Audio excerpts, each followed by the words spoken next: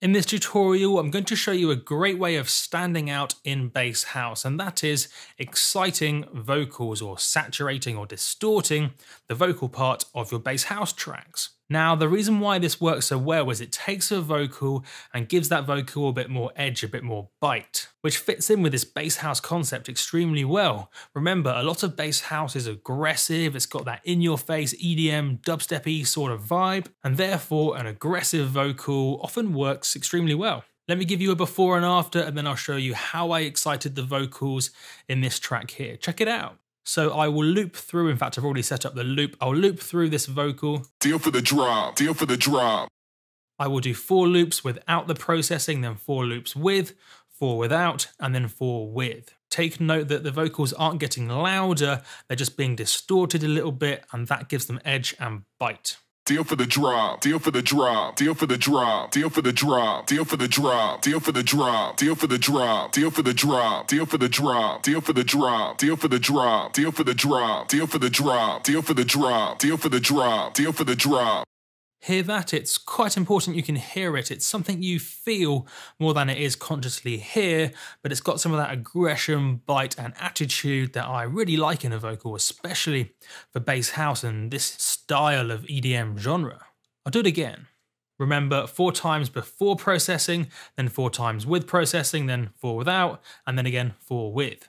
Deal for the drop, deal for the drop, deal for the drop, deal for the drop, deal for the drop, deal for the drop, deal for the drop, deal for the drop, deal for the drop, deal for the drop, deal for the drop, deal for the drop, deal for the drop, deal for the drop, deal for the drop, deal for the drop. It's almost like a bit of sizzle, a bit of sparkle, and to do this I personally use something called isotope alloy 2. Well, that's worth saying straight away, you don't have to use isotope alloy 2, but for me personally, I use it because I know it so well. I know what all the presets sound like, and I also know what all the buttons do, so if I need to tweak it, I can. But what's going on? Basically, I'm using the exciter module of isotope alloy 2. I will put this, let's do some nice arranging to make it look pretty. I'll put that there. What it's doing is splitting up the signal into 3 bands, a low band, a mid band, and a higher band.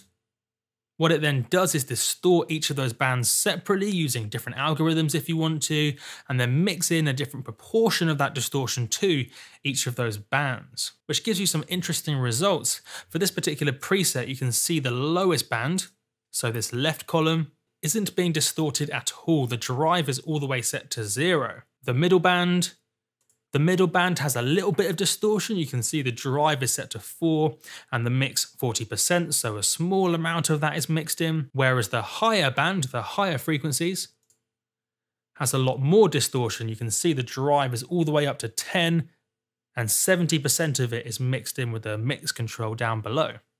And on top of this, the middle frequencies are being distorted with a different algorithm to the higher frequencies. The middle band is using a retro model. You can see just by moving the node about, you can choose a different type of distortion compared to the higher band. In fact, what I'll do is solo the higher frequencies like so with the S.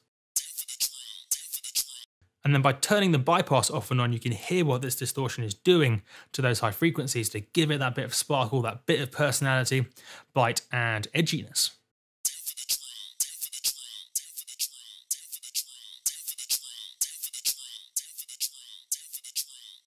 Remember, bypass means no distortion, so it's bypassing the distortion. In other words, the original signal. And then when I turn off the bypass, it does the distortion again, giving it that bit of sparkle. So as before, I'll do 4 runs with the unprocessed, then 4 with the processed, then 4 with the unprocessed, and then again, finally, 4 with the processed.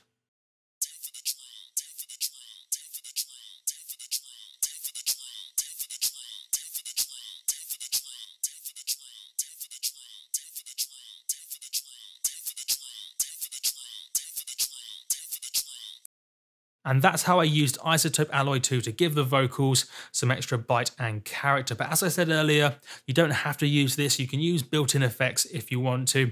It's a bit more fiddly normally to do multi-band stuff with built-in devices, but it is possible. Otherwise, if you can get your hands on a great plugin, that will make your life a million times easier. Not to mention, technically, plugins do distortion a little bit better, or in some cases a lot better than the built-in devices.